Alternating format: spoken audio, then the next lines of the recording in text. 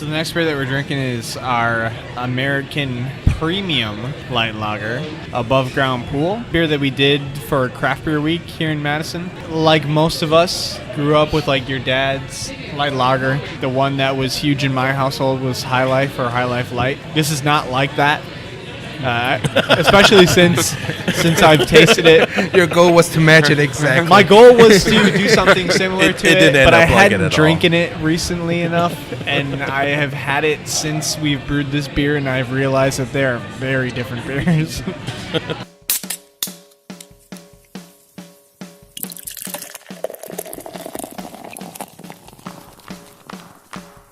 Cheers. You stumbled on into the Tap Takeover Podcast.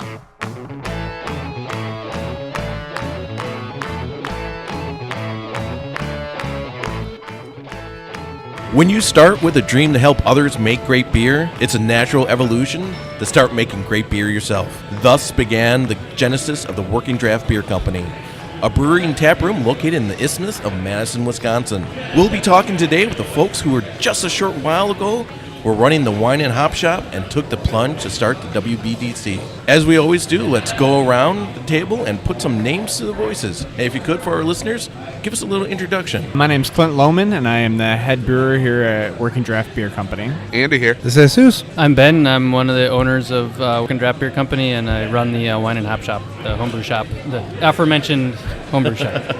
And I'm Jim. So guys, let's get started with the whole genesis of the Working Draft Beer Company. You own the wine and hop shop. How did this come together? Well, I think there's a couple different thrusts. Whether they admit it or not, every home brewer, even if it's for 3 minutes, dreams of opening a place. Ryan, who is another one of the owners, the CEO, who's not here right now, he and one of the other owners, Jay, were trying to open a brewery in their garage. And we're finding lots of legal issues with that, which is, I'm sure, very surprising to everyone. No loopholes there. And then the ability to open in the space that we're sitting at now, when that became available, someone approached us asking if we'd want to open a brewery. Then all of us sort of powwowed and like, well, we're never going to get a better opportunity to open a brewery right on the bike path. And so we, about 2.5 years ago, were like, all right, let's make this happen. And pretty soon after that, we enlisted Clint, who used to work at the wine and hop shop, who is assistant brewer at Wisconsin Brewing Company. If he would want to join, and he did. And obviously lots of details after that, but that's the satellite view. Well, that shop was open for quite some time. We don't do much research here, but it was like early 70s, right? It was open? Hey, that's some bang-up research. Yeah, 72. So I was not around for the beginning of that. Started working there in about 2005 and took over in about 2012. So been homebrewing for a long time, but this professional thing is a new one for me. So, Clint, why don't you tell us a little bit about your journey to get to Working Draft? We're going back to the very beginning. My journey into beer started as a teenager, drinking beer well before I was legally able to. As long as you were with your parents in Wisconsin, yes, that's of course. totally legal. They were with me at every high school party that I went to. And it depends how far north you go. Yeah. No, I was always an adventurous beer drinker. I'm the youngest in my family, so I would send my older sisters on beer runs for me with like a shopping list. I would look up stuff online and figure out beers that I was interested in and have them like hunt for them. That started early on. Out of high school, I just was working in manufacturing, just doing whatever and not anything I was interested in. One of the jobs I had on my commute, I would drive past Ale Asylum every day, and I would look at it and just be like, man, it'd be cool to do that. I always liked cooking and making things, and beer just seemed like a really natural kind of blend of creating mixed with manufacturing. And so I finally decided that I was going to take the plunge and really commit my time to working in brewing. So I had a friend who was going to school at the UW. He's a chemical engineering student. He got a homebrew kit.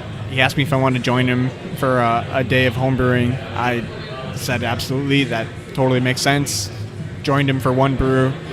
Shortly after that, I bought my first homebrew kit and then fell in love with it quickly. So I went into homebrewing with the goal of working in brewing. Not necessarily starting my own brewery, but just getting a job in professional brewing. So I had manufacturing experience, and I thought that could relate to working in a brewery, which is just beer manufacturing, right? After homebrewing for a couple of years, House of Brews on the east side of Madison opened up. I saw that they're opening up. I messaged them on Facebook, them being Paige Buchanan, the owner, proprietor of House of Brews.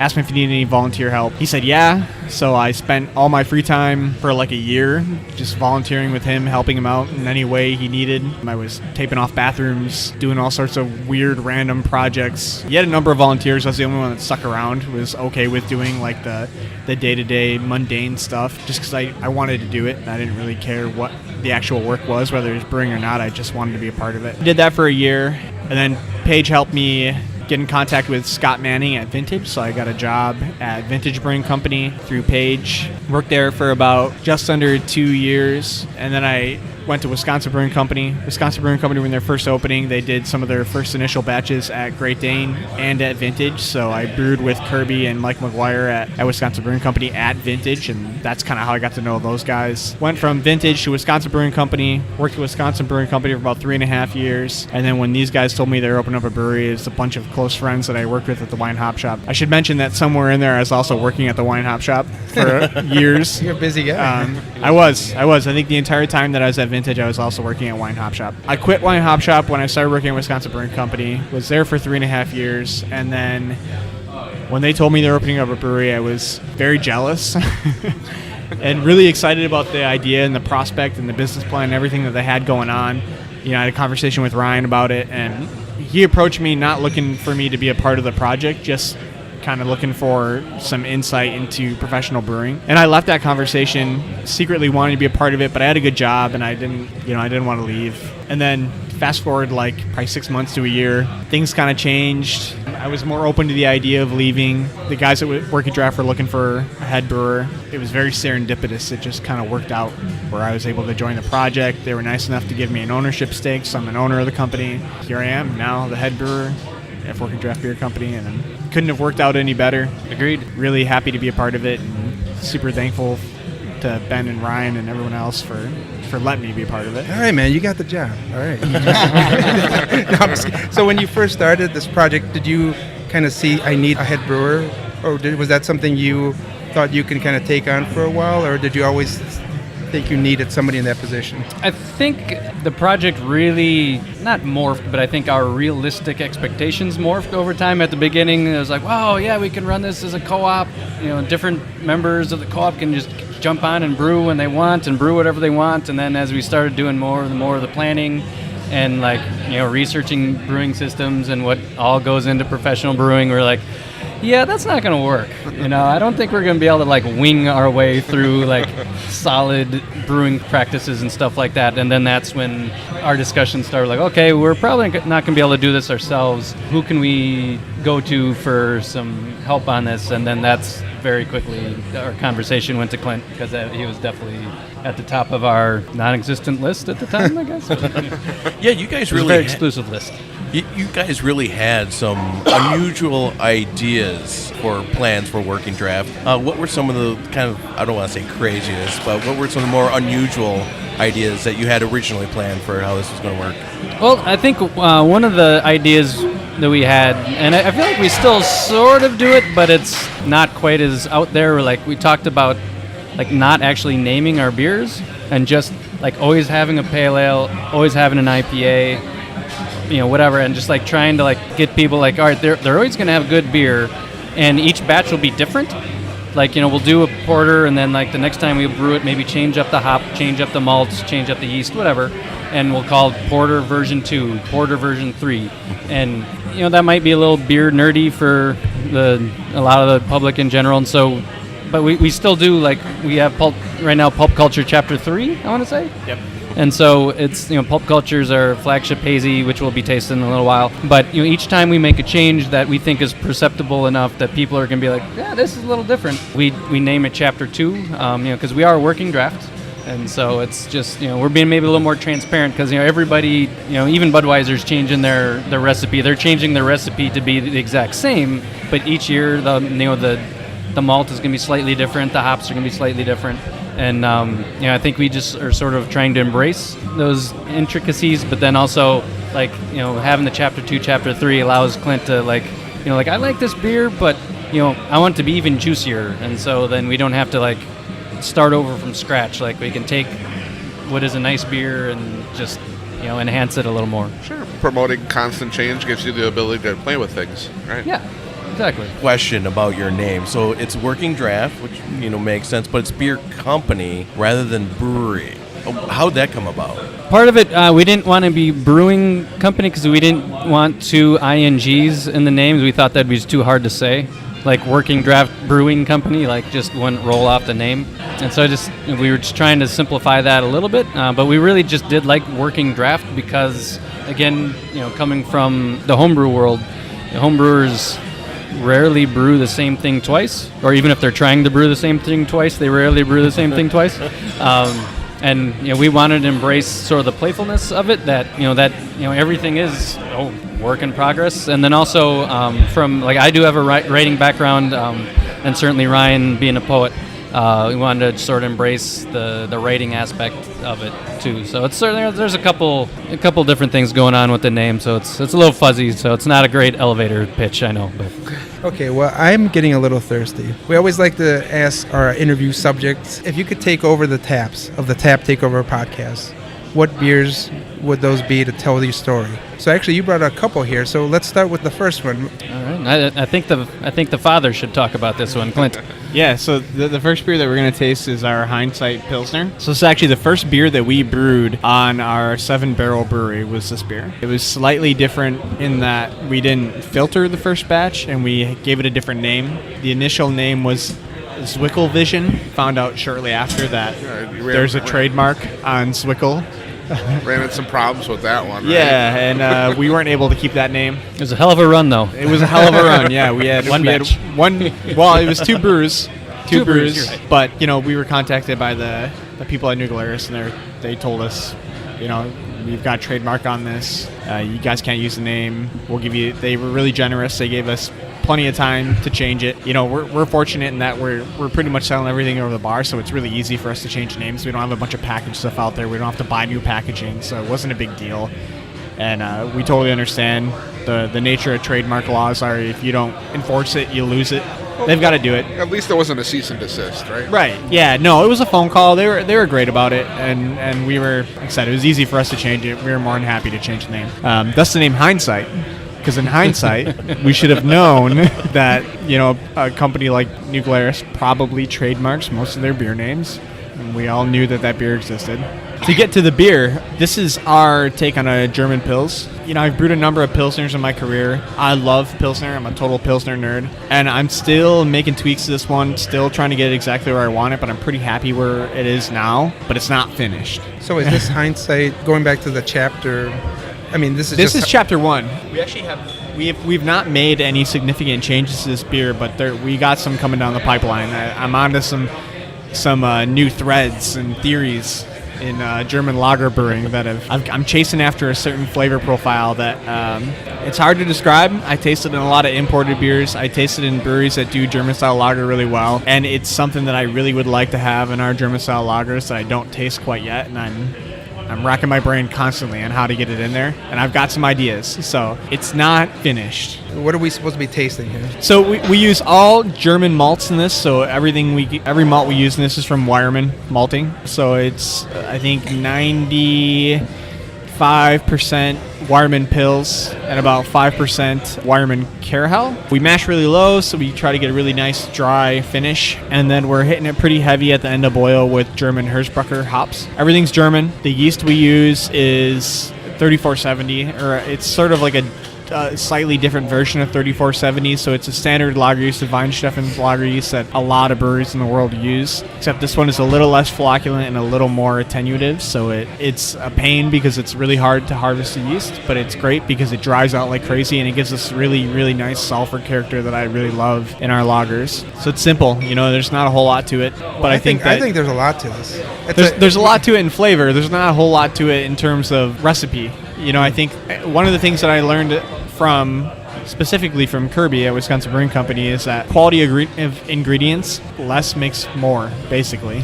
So he kind of taught me that if you use really, really high quality raw materials and less of them, you're better off than using a huge mishmash of a million different malts and a million different hop varieties to try to get some crazy mix of flavors. Usually that ends up pretty muddled. There's a great bread, grain, malt flavor coming through, but it's not sweet, and it ends really crisp, really dry. I mean, it just, once it's done flavoring on your tongue, that's it. It's done. You're ready for another To sip. me, it doesn't match the appearance. It looks very light. There's a lot of malt complexity there. Ben, what do you think about it? And as you kind of tell us about this, what's the collaboration process between you and Clint as far as coming up with new recipes? I think one thing I really like about this beer is just like that spicy character. Like you say, it looks like a lawnmower beer and it sort of drinks like a lawnmower beer, but there's so much more complexity there. I love the spice. So the collaboration, when we're talking about what to brew and how to brew it, we do have a weekly production meeting where we sort of set out what we want the overall tap list to look like, and make sure to have a good mix of, especially as we get into winter, dark beers. We still want to brew our hoppies, still want to keep our German lagers, but we really do trust Clint to make the calls. Like, we'll sit around and taste beers together. Like, we'll sit down when a new beer comes down the pike, or just a new batch of a beer that we've already brewed. We'll sit around and taste it, and like, I'm getting this, I'm not getting that, and like, everyone will give him feedback of like what they're tasting or what they're not tasting. But we really do trust Clint to be the chef back there, and I think he's doing a great job. Yeah, excellent. So you guys have also done a lot of outside collaborating too. When you started the brewery, did you guys open with a bunch of collaboration beers that you did with other breweries as well? We did. Was it 8 different places, Clint? Yeah, I think 8. So it was like Rockhound here in town, Great Dane, Parched Eagle, Wisconsin Brewing Company, Hop House. Next door. One barrel. That might, maybe it was 7. And then midsummer we did Kettle Sour collaboration with Titletown as well. We also did Lone Girl. Lone Girl. Nice. Good call. Thank What you. was the reasoning behind doing so many collaborations right off the bat? There's, I would say, a couple different reasons. One, like, which is maybe not the most romantic of reasons, but you can't brew beer until you are okayed by the feds and the state. And so, the brewing stuff is sitting there for a long time, and at a certain point we need to start paying the bills on said. So, like, that's a way to get beer on our system without actually having brewing it here. But also, again, with the connections that Clint has made, through working at House of Brews, Vintage, working Wisconsin Brewing Company, and then all the connections that we have with all the different breweries with the Wine and Hop Shop. Like, we're friends with all these people, and so I think when we announced that we were opening a place, I think everyone is really excited for us, and we've worked with them a lot in the past. So I think it's just that's just another way to build community, and we're hoping that we can return the favor, that we want people to come brew with us here, and really just that we really like the ties to the community, whether it be just the neighborhood or the brewing community in general. We're actually starting the first round of that on Wednesday with Wisconsin Brewing Company. It's coming into our Thunderdome and brewing with us. Yeah, that's what we find in all these interviews, is it's a very collaborative environment. There's really very little competition. You just call up, hey, I need this. Yeah, that happens a lot. If we were doing a batch of beer and like, oh man, we need 13 pounds of something hops, like, it doesn't take more than 2 phone calls in town to find it. And same thing, people will call us and like, hey, we need, Giant Jones is a new brewery over here. Every once in a while, we'll like, hey, can you order us a bag of organic, roast barley, stuff like that. And that's a great part of the brewing world, I think. Yeah, so that speaks more to kind of what I think, and correct me if I'm wrong here, kind of one of the core philosophies behind Working Draft, and that's this whole community-based brewery. Obviously, I'm a home brewer myself. I dream of opening a brewery just so that I can get lots of beer that I like to drink. What are some of the real core philosophies behind Working Draft? Well, I think like you said, community is a big one. If you look at this is not going to be quite as interesting for the listeners, but if you look right behind you, we've got this ginormous mural called How We Gather, and that's the focal point of the brewery, and I think that's a really big one. A big core is making good beer. Why open a brewery if that's not at or near the top of the list? Another one is just finding and keeping good work for people. Like, for me personally, like, I love working with all the people at the wine and hop shop, but especially if you have a family, working part-time at a homebrew shop is not a long-term solution. And, part of why I wanted to do this is I get to work with Clint again, like Aaron, who's behind the bar, like he works at the shop as well. And, just being able to just have more connections, with friends and family is great. Well, and from a business standpoint, you had built-in staff when you opened the place, right? Yeah, and that didn't hurt either. And built-in people who know beer and are passionate about beer, and also are really good at customer service. I mean, that was a nice bonus as well. So yeah, so community building, making good beer, supporting the arts is a big one. Again, the mural. If you look around the walls, all the different arts, minus the swag up there, all the arts is a rotating art show. I think this is the third one we've had in here. We do music first Monday each month. Actually, one of the musicians who plays it the first Monday of the month, who's also my son, was sitting over there enjoying his first legal beer. Had some beer with mom and dad, but that's just you guys start like Clint. But I think community is a community and supporting the arts. I think is like a one. human element's a big part of it. You touched on this already, but I really big part of it was just creating a sense of community and creating good paying jobs, and more so than like profits and being a business where we could all make money off of. I mean, if that happens, great, but that was never the point of this. The point was always to make good beer, have a cool place where people could gather and feel comfortable here, and just provide jobs for people that were sustainable and pay well and feel like they're rewarded in their workplace. We're going to continue the journey here to the next beer. As he's passing it around, I want to reference this mural.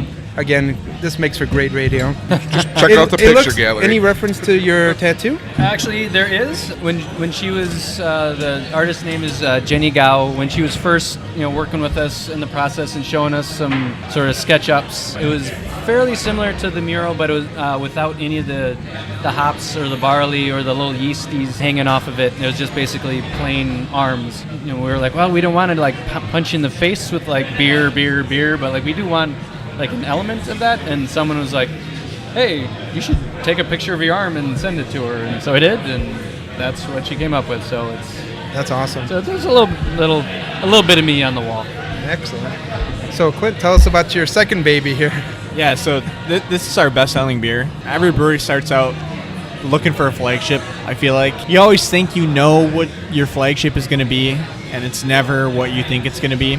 So we brewed a number of these beers in Ryan's garage when we were starting out, and Pilsner is part of that. Near East, our West Coast IPA, and then this beer, Pop Culture, is part of that. We thought Near East was going to be our flagship. It was really great, piney, straightforward West Coast IPA. We all really loved it in the early batches, and we thought for sure that was going to be the one that sold the best. And when I was putting these beers together, I was thinking of kind of just flavor profiles. For the IPAs, I wanted to have a number of IPAs, but I didn't want them to all be the same. So I wanted a piney one, I wanted a fruity one, and then I wanted to do like a lower alcohol pale ale that was a mix of piney and fruity, and the double IPA that was a mix of piney and fruity. But our two IPAs, I was thinking we'd have one piney and one fruity. I really thought piney would do better. That wasn't the case.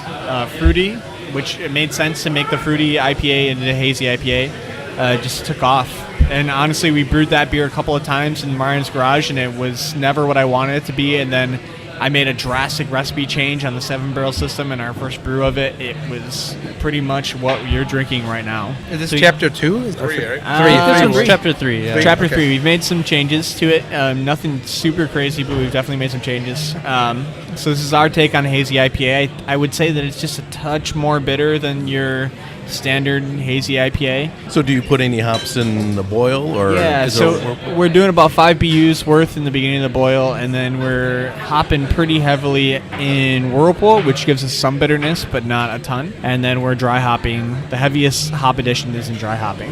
And what are the hops that you put in here? So we're using Magnum in the beginning of the boil, which is what we use for bittering on pretty much all of our beers. And then it's Denali and Mosaic in Whirlpool, and then we're dry hopping with Denali, Mosaic, Enigma, and Amarillo in this latest edition. And the Amarillo that's the difference from chapter 2 to 3, Yep. right? Yep, so we were using Eldorado. I love Eldorado, but it's a little more delicate hop, so I think it gets lost amongst all these big, loud hops that we use for dry hopping, so I kind of figured why have it in there if we can just pull it out and put in something that is a little more pronounced, and we'll add more flavor to it, basically.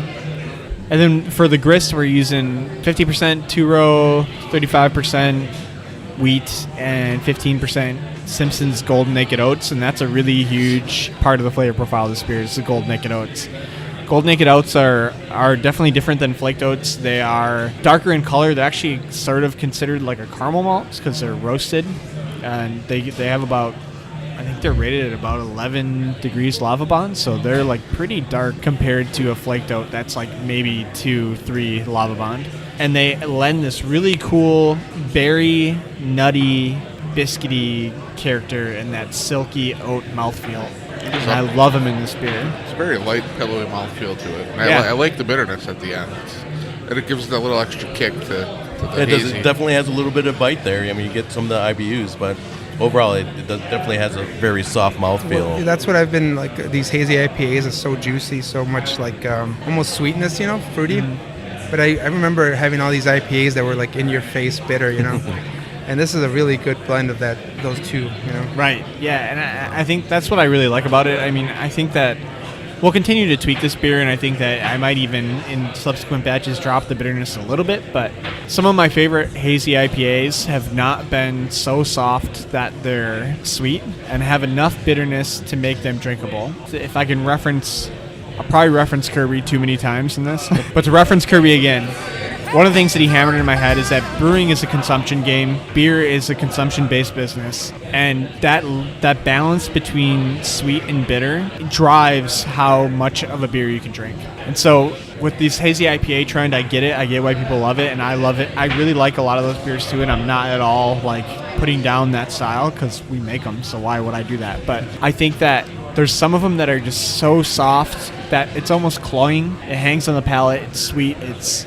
this big fruity, sweet thing going on that can be hard to drink. And some of my favorite examples are ones that really have that softness and that bitterness level dialed in and perfectly balanced. And that's really what I would like to, at some point, kind of get to. I think that this beer is good, but I think it could use a little shift in that balance, and I'm working towards that. Man, this guy thinks this isn't perfect. Wow. I like that guy. I'm never happy with anything. Ben, what do you think about this beer? Do really like Pop Culture. Unfortunately, I don't get to drink it very often because I am my mother's son and I don't do wheat real well. No. And so, Yeah, this is not from Alt Brewing, is it? It is not from Alt Brewing. And unfortunately, starting about a year ago, started having to pick my battles a little bit with which beers I can drink and which beers I should stay away from. Yeah, that was a heartbreaker for me. Well, I'll give you my hard-hitting analysis. It's good. All right, well, thank you. I think this is a good time to take a little break. And when we come back, we'll talk more beer and see what these guys got going on the rest of the year and then next year. So we'll be right back. All right, thanks. Clint, tell us about the next beer here. So the next beer that we're drinking is our American Premium Light Lager, Above Ground Pool. Beer that we did for Craft Beer Week here in Madison. Like most of us, grew up with like your dad's light lager. The one that was huge in my household was High Life or High Life Light. This is not like that. It's 35% flake corn. I forget the percentage of Wireman Carahel, just a little bit to give it some sweetness and body. And then the rest of it is Brice's Synergy Pils, which is like kind of their take on a imported German or Czech Pilsner malt. And they do a really, really good job of it. So it's like, I like to think of it as like a fancy American light lager. So it's got the corn in it, it's got the adjuncts, but it's also got a really fancy base malt. And we're hopping it. We're giving it a pretty good dose of Hersbrucker at the end of the boil as well, so it's got more hop character as well. So when did this beer become like a staple? Was it one of the first ones? That's one of the things with microbreweries. People are still coming into them and saying, "Hey, do you have anything like Miller Lite?" So, was it early on that you thought we have to get these people? I think it was early on. I never wanted to brew this beer to get that crowd. I wanted to brew this beer to see if I could brew this beer and have it, because this is like one of the hardest styles to brew, right? Is to brew something that's really light and simple and have it be free of off flavors. There's nowhere to hide a mistake, right? Exactly. It was something that I had thought of doing for a while, and then it just seemed like the timing was right to do it. I mean, we were going into summer. Again, I have an appreciation for the style, and I'd like to say that there was some really long thought-out process for it, but we kind of just decided to do it. Yeah, and we thought it was funny and ironic to have our marquee event for Madison Craft Brew Week be the release of our light lager. That's awesome. Yeah. That's awesome. So our big event, we everyone's tap takeovers are super Imperial triple IPAs, and we did a lager tap takeover with the marquee release being the above ground pool. So we got like special glasses made, and they're really fun. You'll have to show them to you. But so each year, have a Craft Beer lawnmower Week, on we're it, going to have an above ground pool party, and hopefully when we have our patio, we'll actually probably kiddie pool. Get some have kiddie some pools form out of pool there. out there. This is actually one of the beers I'm most proud of, and this is one of the beers that we entered into Great American Beer Festival, and the one that I had the highest hopes for, honestly, because I think I realized afterwards that it's sort of a weird in-between, and that it probably suffers from that in terms of like placing in competitions, because it's too hoppy to be an American-style light lager, and it's got too much adjunct to be a German-style light lager. So it's really in between. It uses really nice base malt. It's got really nice German hops in it, and it's got that spicy, sulfury flavor profile. But it's also got corn, so it's light on the palate, and it's really drinkable and crushable. And I love it. It's like it ranges from 3.5 to 3.6% alcohol, and You could drink this all day. it's wonderful. I love this beer. So once again, at 2018 JABF, a Mako brewer won the American Light Lager style category. Do you think at some point a craft brewer will run that style? God, I hope so. I really wanted to usurp the macros with this one, but like I said, I just think it's too outside of the two styles. You have to do a trick to brew like true to style for a competition like Yeah, that. you kind of do. Or do you think that maybe you need to kind of change the perception of that style? Like, I really like this beer because it's flavorful. Do we need to continue to accept the American Light Lager category as this flavorless corn beer? Or can it have flavor? Can it have a little bit triple hopped? I mean, honestly, what Miller Lite is triple hopped per their marketing That's what they say. ploy, right? They'll tell you. I would love a triple hopped Miller Lite. That would be freaking fantastic, Well, right? I mean, I'll tell you that I'm not going to change this beer to fit that. I love it the way it is, and this has probably been the most consistent brew that we've done from batch to batch, and I have no desire to change anything about the formula or recipe or the way that we've been making it. I'm really critical of the stuff that I do.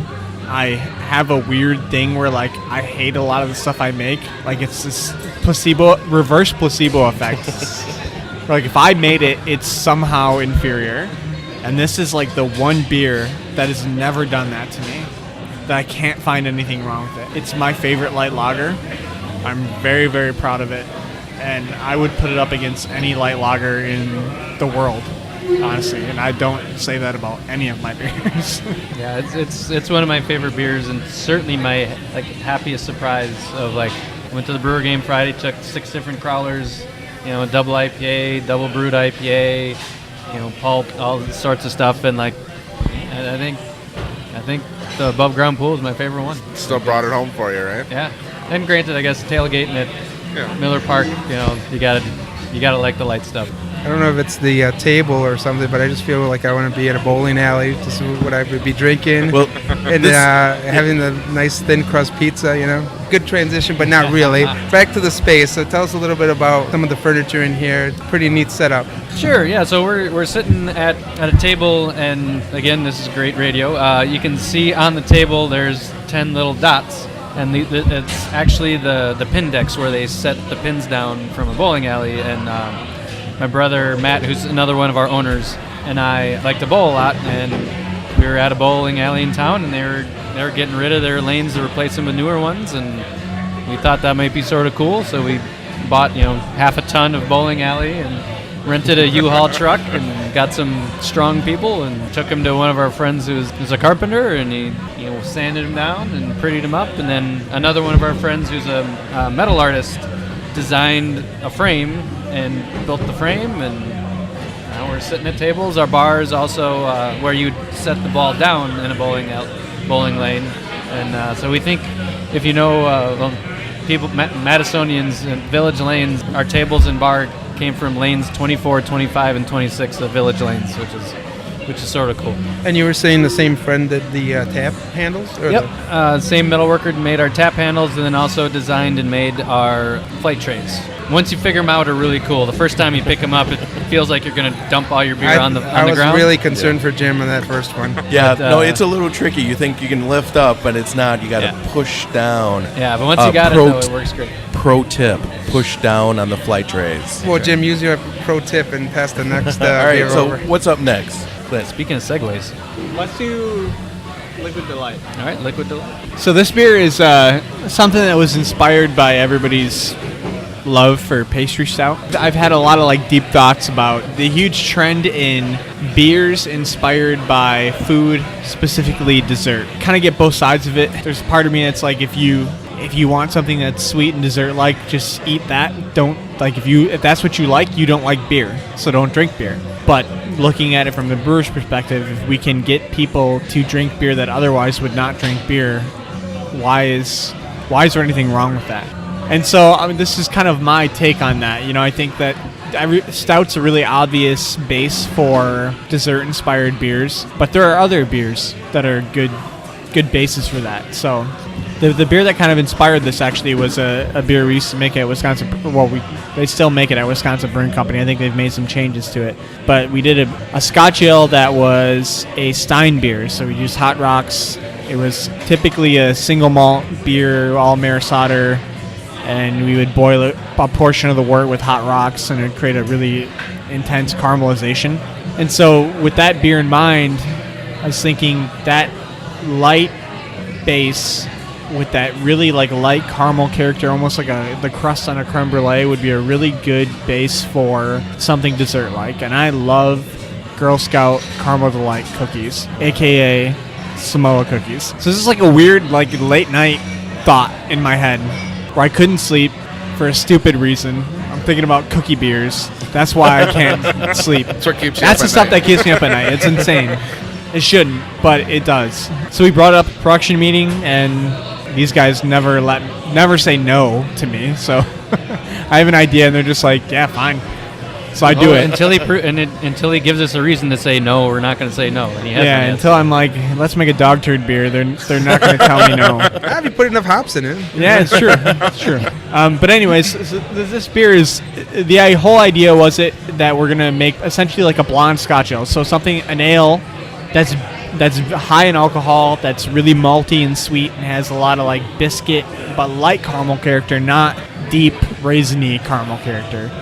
So this one was Simpson's Best Pale Malt, Wireman Carahel, and Breeze's Caramel 40. So I was going for that really, really light, again, burnt sugar creme brulee crust type of caramel character. And then we infused some toasted coconut and some cocoa nibs from our friends at WM Chocolates, who are actually, their cocoa processing area is on the other side of this building. And they're awesome. They do all sorts of weird, funky, single origin cocoa nibs that have really, really unique characters to them. So he's great to work with. Will is the guy from WM Chocolates that I work with, and I'll tell him what I want, and he'll bring me over a bunch of cocoa nibs and be like, try this, try this, try this. And he's the guy who, when I first tried his bars of chocolate, it redefined what chocolate could be for me.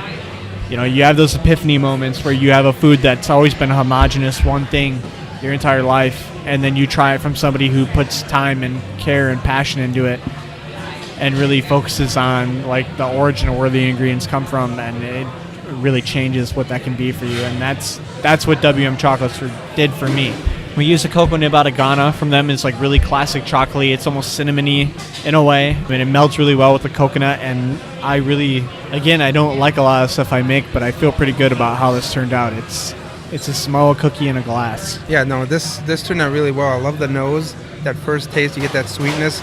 But what I really like is no aftertaste. That's what I really like, because sometimes these sweet beers are like just like cloying. Yeah, it's very cloying. Yeah. This is not. It's still got some dryness to it. The chocolate flavor in this is absolutely amazing. I mean, the coconut is there. It's more on the nose than it is on the palate. But the chocolate flavor is amazing. It's a very light, effervescent chocolate flavor that comes across. I didn't have high expectations when I saw this up on the board. I'm like, It was a weird description. Blonde Scotch ale, cocoa nibs with like coconut. That sounds kind of weird, but this does not taste weird at all. This tastes pretty freaking awesome. You know what's really cool about making this beer is that coconut, and I've done coconut beers in the past, and there's a little bit of vanilla in this too, but not enough to call it a vanilla beer. More just to like round things out. But coconut and vanilla are things that come on pretty much instantaneously. Within hours of me adding them to the beer, I'll taste them. The chocolate and the cocoa nibs takes time.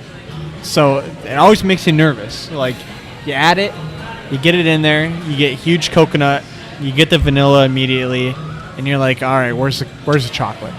Where's the cocoa nibs? They're not coming out. And then it's like day 3 or 4, you taste it, and it's like overnight transformation. It's gone from being a vanilla coconut beer to the chocolate just like taking center stage and bringing everything together in this awesome, harmonious fashion. Yeah, we knew it was going to be good news. Like Clint said, very often when he draws a sample out of the fermenter of especially a beer he just brewed for the first time, he tastes it, and he's like, hemming and hawing, and like picking out things that he wishes were a little bit different. And when he took out a sample, like after the transformation, and started smiling, like, yeah, I think I nailed it. Like, okay, this is going to be a one to watch, because he does not say that very often. So. Just from the way you described it, I mean, you pretty much nailed everything you were going for in this beer. It's fantastic. It really is. Yeah, a lot of people are saying that adjunct beers are kind of this fad or they're gimmicky, but I really have this opposite view where it's actually a liberation of beer, and I think that's what we've seen over just the past couple of years. Beer is no longer a style. You don't brew, an Oktoberfest. You don't brew an IPA. Now, the whole world is open to us to drink in a beer, and something like this would never have happened just a few years ago. So, I mean, kudos to you guys for, continuing to be on that frontier of making something new for us to drink. For me, I feel like it's a little bit like, commercial beer almost catching up to the homebrew world, where, like, clearly, on par, the commercial beer is probably going to be better than a lot of homebrewers beer, but homebrewers have been experimenting with stuff like this for a long time, and like, it is. I think you're right. I think liberating is a good word, and like the cool thing is not everyone has to drink it. Like, if you want to stick to classic German lagers, there are plenty of classic German lagers you can find out there, and if you want to stay away from the hazy craze, there are plenty of good piney West Coast IPAs you can drink. But the more beer for everybody's great. Well, let's talk about another beer style I like. Now that the cooler nights means barrel-aged beers. When I was over there taking pictures, I noticed some J. Henry barrels. Are you guys doing any barrel aging? Yeah, we sure are. All right, well, tell me more. So those weren't filled with whiskey, buddy. Yeah. So the beer that we have in those J. Henry barrels, we've been affectionately calling our Imperial Mild, which is an oxymoron. Doesn't really make sense, but the reason we call it that is because we make an English mild that I actually just filtered today, that we love the flavor profile on. For the listeners out there that aren't maybe super well versed in beer styles, English mild is typically about 3 to 4% alcohol. It's not ideal for barrel aging. It doesn't have the alcohol to keep it real shelf stable. So Imperial Mild, you must be pushing like 5.5%. I think this one was actually the 7 to 8 range. Okay, that's not Imperial. That's like triple Imperial. Oh my God, mild. Okay, triple mild. we literally took our mild recipe and I added a bunch of base malt to it because I wasn't looking for increased character. I just wanted more alcohol. And in the fermenter, I was really disappointed with it. It just tastes like your basic Scotch ale. And I was like, I don't know how I feel about this.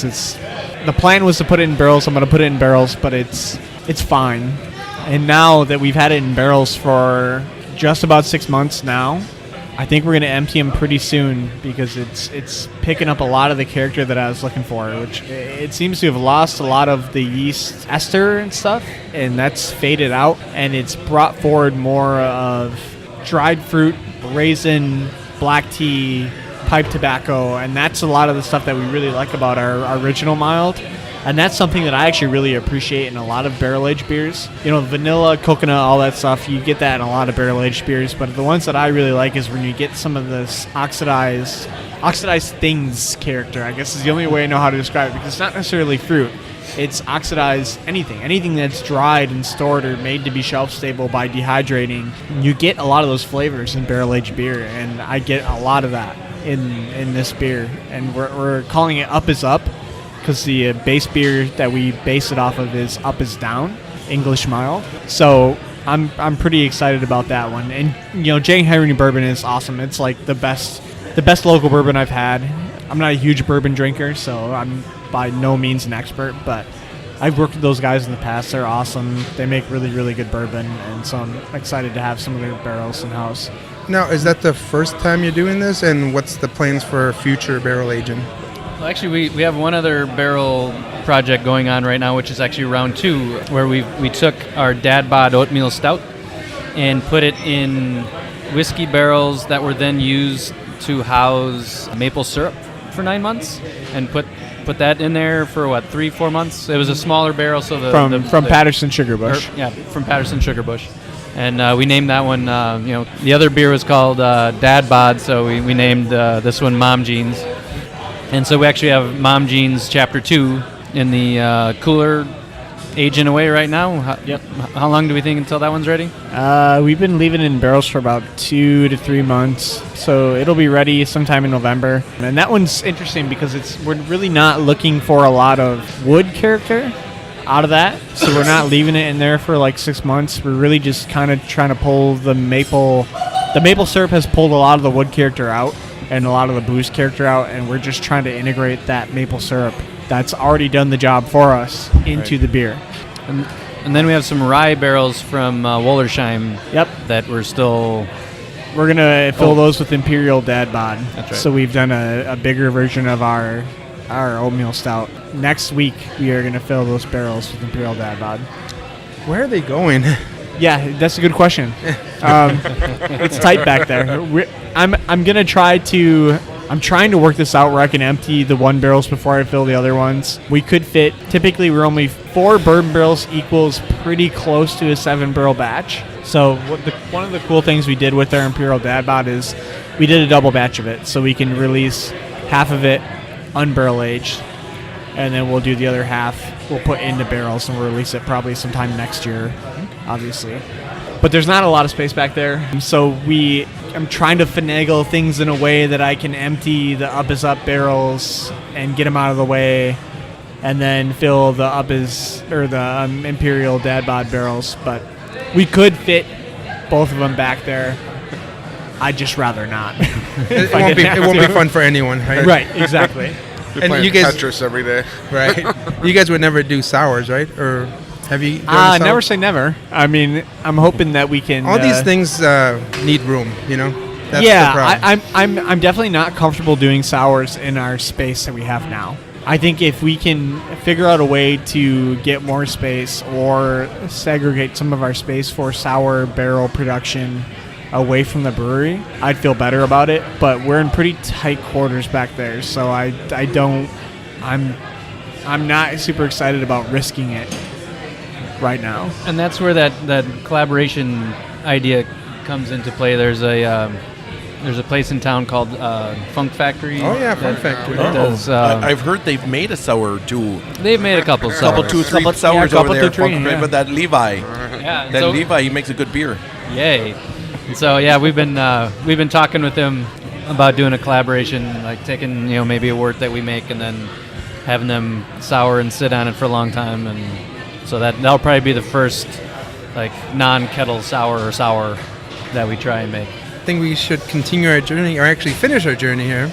We got one more beer to do, and while we're doing this, let's talk more about the space here. You also have food available, so tell people about your menu and how that was kind of put together here. Sure, the food's been it's been a journey. Initially, we had a pretty different business model starting out than what we are currently. We were going to be doing some barbecue with a different company, and that just didn't work out. You know, like some things in life don't. And then Heritage Tavern.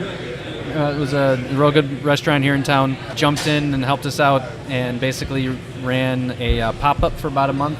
And then we hired a couple guys to start running the food, and slowly they took over.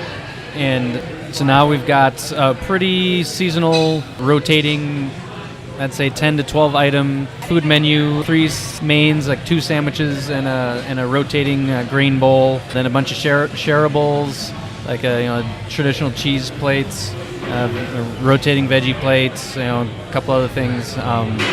But I'd say it's very, very local, very seasonal. John, our food manager, if he can get it at the local farmers market, he is pretty neat. They make everything that they can in-house. Like our Cuban sandwich, the pickles on the sandwich are pickled and made in-house. The mustard is made in-house. They're really impressive. Like I've learned a lot about the food industry and just the making of food starting this place up. I was not prepared to really know and understand what happens with the restaurant, and that's been a big learning curve and a really exciting learning curve for me. I'm glad I asked about the food, but now I'm getting hungry. So. Yeah, I've actually, to comment on that, I really loved working closely with those guys. Again, for the listeners, you can't really see our space, but we've got like a half wall dividing the brewery and the kitchen space. You have to walk through the kitchen. Yeah, you have to walk through the kitchen to get to the brewery. And it's been really awesome to have those guys be a part of our staff, because they've, again, if you go back to my original comments, I've always loved cooking and making things for people, and so I have a really huge interest in food and food production and just cooking. And it's really cool to be a half of a wall away from those guys and to see them make food and just zone out and stare at John while he chops vegetables, because it's it's very zen and amazing to watch people that are professionals in the food industry make stuff. Is really, really cool. There's a lot of really relatable things in the beer industry and the food industry, and I love working closely with those guys and just seeing them exercise their craft. They're awesome. Any plans to let them step outside the box and maybe do a beer dinner or anything like that? Oh, absolutely.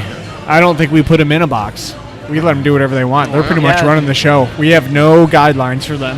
Yeah, we don't say no to Clint, and we don't really say no to John either. Yeah, we outside the trust box, the expert. something that won't hit the normal everyday menu. Yeah, they do a good job of rotating stuff through, like very, very seasonal. And so for about 2 weeks we had a spring toast where like they took toast and put like a cheese spread on it and put fresh asparagus on it and like drizzled it with olive oil, and then I can't remember, like radish or something, and it was amazing. But we only had it for about 2 weeks, because then when the asparagus season ended, like that was the end of like good fresh asparagus. And it does the same thing with like tacos. Like actually Clint went home and made these for about 2 weeks when the sweet corn was awesome. Like they made shishito pepper sweet corn street tacos, and so Clint, like watching John chop vegetables, watched him make those, and he went home and like seared shishito peppers, and they're like, awesome. Came in the next day, he's like, I made those tacos, it was so easy and it was so awesome. I will go on the record as saying that I think that our tacos are the best in town,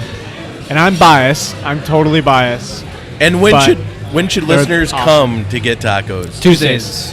Taco Tuesdays. Yeah. Taco Tuesdays. Don't use that phrase. They might be trademarked by Taco Johnny. So tacos on Tuesday. Let's talk about this next beer. Yeah, so this one that we're drinking now is called Preaching to the Choir. So originally we did this beer for a biking event that we did in collaboration with Hop House Brewing Company in Verona.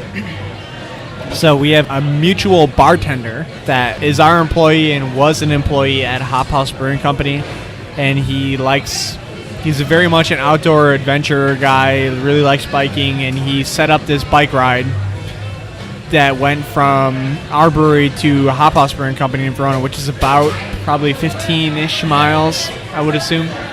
And the whole idea was, they named it Bandwagon Bike Ride. We're going to do bandwagon beer styles. So they did a shandy, and we did a milkshake IPA. Peach milkshake IPA is one that we've seen all over the place. So I figured I'd take a swing at it. It's not a style that I love, honestly, but if I'm going to make it, I'm going to make it in a way that I'll like it. So we took a stab at it. We were happy with how it turned out. People loved it, of course, because it's a popular style, so why wouldn't they love it?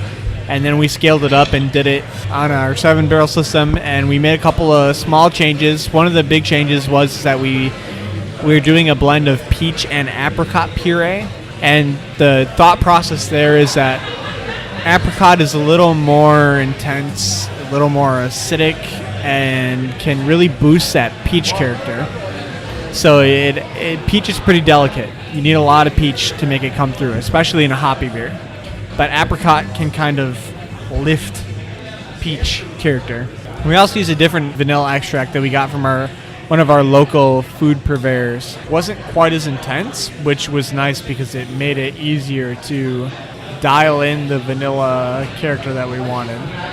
So the first batch I thought was a little bit heavier on vanilla, and this one is a little more balanced. And if I'm going to make a style that's like this big, obnoxious thing that is really popular in the beer community right now, I want to make it drinkable.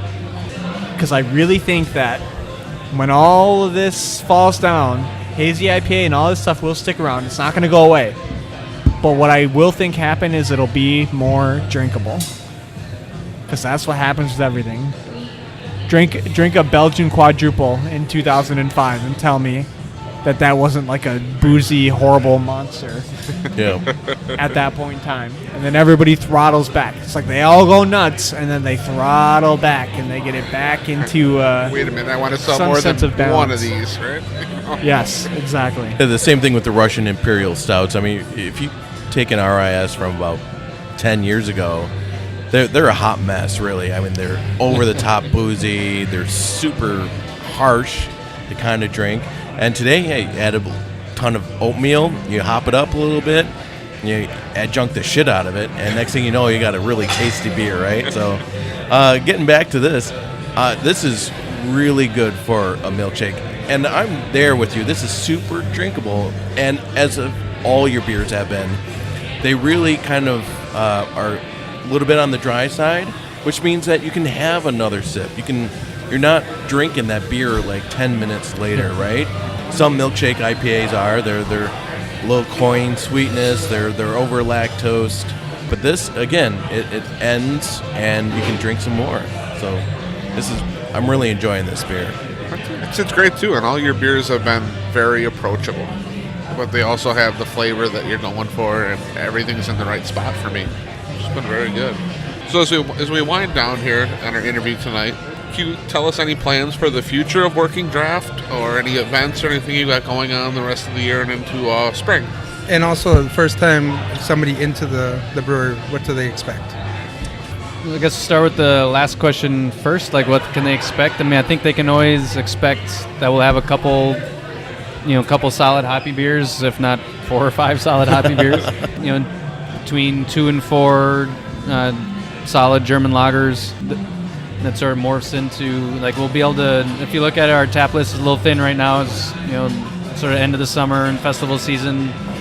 We're having a little bit hard time keeping up, and so this winter we're going to add another fermenter to allow us to have a little more flexibility with, keeping some of those lagers on, because the lagers, do take a lot more time in the fermenter. I mean, but we can turn around an ale in 14 to 18 days, and the lager's 36 to 42 days, so that's a lot of fermenter time, just hanging there. So that's sort of what people can expect. I think that's sort of plan moving forward. This Saturday we do have our first ever. Well, most of our events are first ever at this point, since we haven't even been open a year.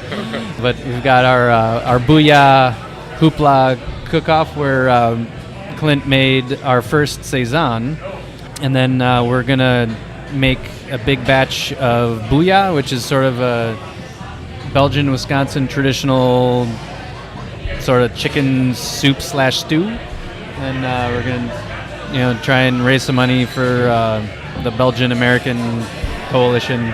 Hopefully get a patio. The only thing better about drinking beer is drinking beer outside. But beyond that, I think we're still just trying to get by day to day. So, plans don't always go real far out in the future. You had mentioned that you're even now looking to get another fermenter just to keep up with demand within the tap house, but are you doing any distribution at all within the community? Or we do a small amount of distribution. We get some beers out into the world, like just trying to get kegs out to different restaurants and bars here in town. Every once in a while we'll get one, like the Three Cellars in Milwaukee had us in with Sunshine Brewing in a new place in Lake Mills. Yep. Took one of our kegs, but it's mostly just to get our name out there. Like my brother-in-law works at a restaurant a block and a half away and was talking about us, and half the people he worked with had never heard of us, and that was 2 weeks ago. And he's like, "It's around the corner. They've been there for 8 months." And they're like, "Oh, no idea." So we're like, "Okay, well, I guess we need to keep getting the name out there." But it is fun. It's fun to go to a bar and see Working Draft on the list. That's Yeah, I think that's it's worth cool. mentioning that our goal is to be our neighborhood brewery. We're really not looking to bring ourselves to people as much as we are looking to bring people to us.